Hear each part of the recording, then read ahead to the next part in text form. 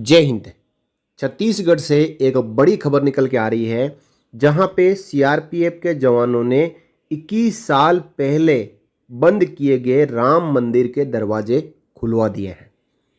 जी हां, नक्सलियों की धमकी के बाद और मंदिर में तोड़ फोड़ के बाद 2003 में इस राम मंदिर को बंद कर दिया गया था और अब सीआरपीएफ के जवानों ने मिलके इस मंदिर के ताले तोड़वा दिए हैं, मंदिर को जनता के लिए खुलवा दिया है। बहुत ही अच्छा काम है जो सीआरपीएफ के जवानों के द्वारा किया गया है। आप यहाँ पे देख पा रहे हैं, ये मंदिर है जो बहुत ही पुराना मंदिर है और ये छत्तीसगढ़ में नक्सलवाद प्रभावित इलाके के बीच में मंदिर है, जहाँ पे नक्सलवादियों ने इस मंदिर को तोड़ फोड़ करने के बाद धमकी देके 2003 में ताला लगवा दिया था।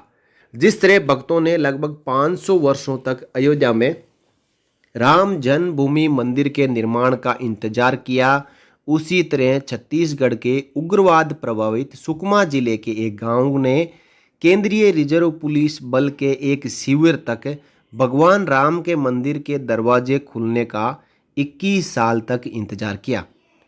यह एक शिविर अब भगवान राम के मंदिर के पास स्थापित किया गया है।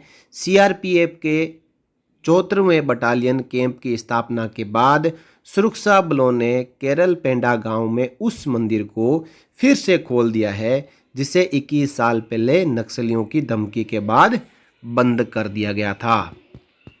2003 में लाखाफाल और केरला पेंडा गांव के पास नक्सलियों की धमकी के बाद राम मंदिर के दरवाजे बंद कर दिए गए थे। ग्रामीणों से प्राप्त जानकारी के अनुसार मंदिर का निर्माण 1970 में बिहारी महाराज द्वारा किया गया था।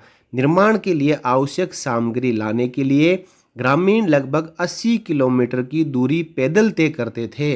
मंदिर के निर्माण के समय इस एरिया में सड़क संपर्क के साथ साथ परिवहन की पर्याप्त सुविधाओं का अभाव था।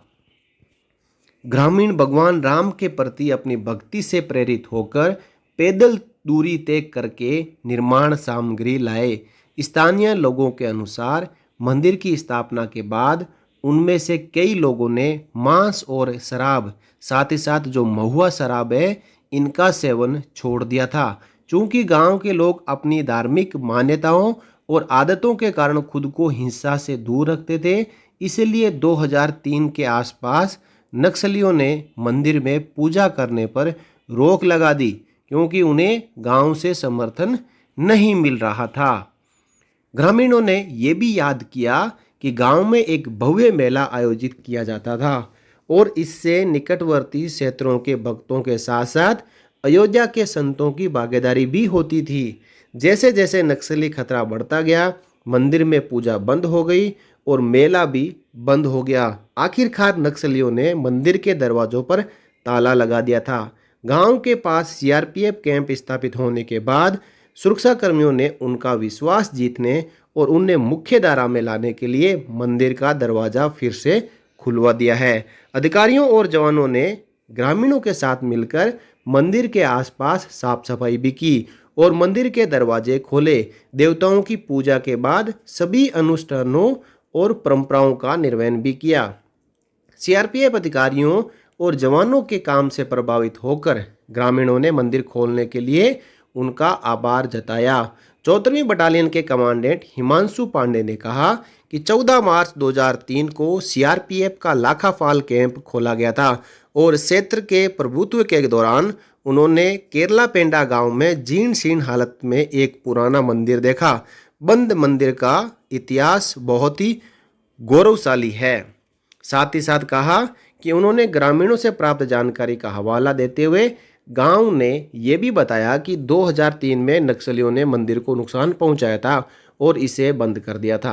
कमांडेंट ने कहा, हालांकि एक परिवार गुप्त रूप से पूजा करता रहा। पांडे ने आगे कहा कि शिविर की स्थापना से ग्रामीणों में उत्साह पैदा हुआ है और उन्होंने सुरक्षा कर्मियों से मंदिर के जीर्णोद्धार का अनुरोध किया। ग्रामीणों के अनुरोध को ध्यान में रखते हुए सुरक्षा कर्मियों ने मंदिर में साफ सफाई भी की और अब मंदिर को ग्रामवासियों को सौंप दिया। मंदिर में ग्रामीणों द्वारा नियमित पूजा अर्चना और अनुष्ठान शुरू हो गया है। हाल ही में महिलाओं और बच्चों के एक समूह ने शाम के समय मंदिर में पूजा की। मंदिर के खुलने से गांव में सकारात्मकता फैलाना और उन्हें विकास से जोड़ना हमारा प्रयास होगा, ये कमांडेंट पांडे जी ने कहा है। इस प्रकार सीआरपीएफ की पहल पर केरला पांडा गांव में जो मंदिर 2003 से बंद पड़ा था, राम मंदिर बंद पड़ा था, उस राम मंदिर के दरवाजे खुल गए हैं, ताले टूट चुके हैं, वहाँ पे पूजा अर्चना शुरू हो चुकी है और सीआरपीएफ के जवानों की पहल के बाद ही ये सब कुछ संभव हो सका। तो सीआरपीएफ के जवानों को एक सैल्यूट। और इस वीडियो का हमारा काम है कि सीआरपीएफ के जवानों का हौसला बढ़ाने के लिए शेयर करते रहें। जय Hind. For more updates, subscribe to our channel and enjoy watching the videos.